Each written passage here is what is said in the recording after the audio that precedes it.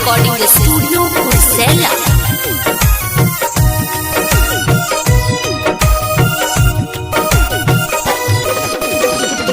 मिलते नजरिया से प्यार काहे हो जाला, मिलते नजरिया से प्यार काहे हो जाला।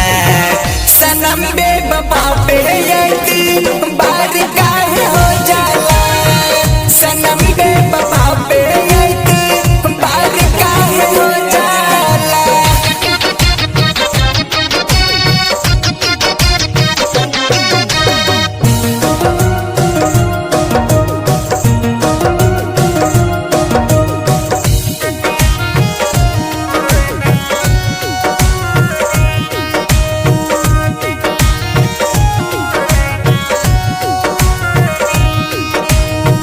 पहले मिलत नैन से नैन, फिर बात लूट जाला दिलवा के चैन।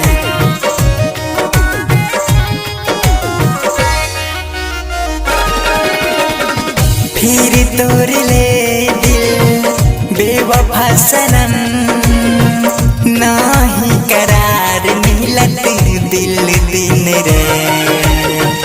बाहो यहन जान में जान, बाहो यहन जान में जान, निसर काहे हो जाला।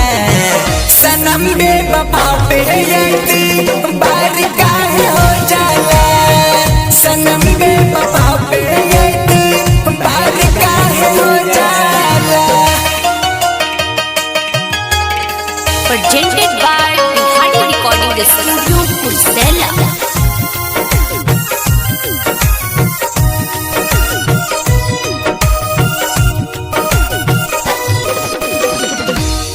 के लिखत दिलवा के पी, पंकज आनंद गावे दिलवा के जी।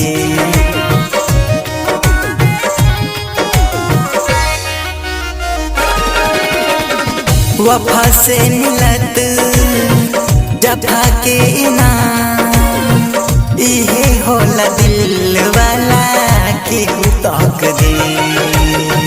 जुदाई के गम, जुदाई के गम बे सुम्हर काहे हो जाला।